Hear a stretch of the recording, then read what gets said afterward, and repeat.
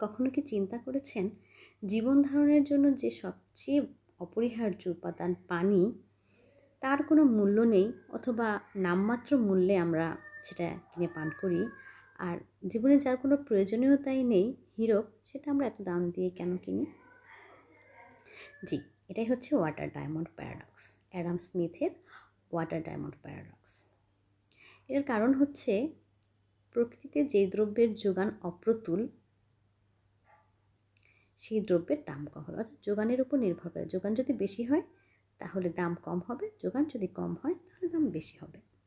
যেমন ধরুন, আপনি কিন্তু মাটি খুঁড়লেই পানি পাবেন, কিন্তু মাটি খুঁড়লেই কি আপনি হীরা পাবেন? পাবেন না। যে কারণে এই দ্রব্যর দাম বেশি।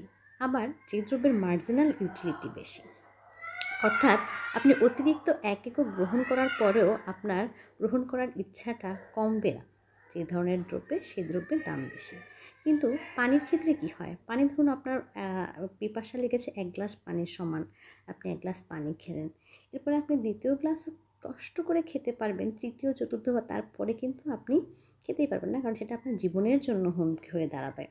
তাহলে ওই সময়টাতে আপনি দেখা যাবে প্রয়োজনে কাউকে মারধর করে, খুন করে হলেও আপনি নিজেকে রক্ষা করবেন পানি খাওয়া থেকে। তার মানে কিন্তু আপনার মার্জিনাল ইউটিলিটি ধীরে ধীরে কমে যাচ্ছে। আর এই মার্জিনাল ইউটিলিটি যদি কম হয় তাহলেও দ্রব্যের দাম কম হয়। সুতরাং ওয়াটার ডায়মন্ড প্যারাডক্সটা কিন্তু বোঝা গেল।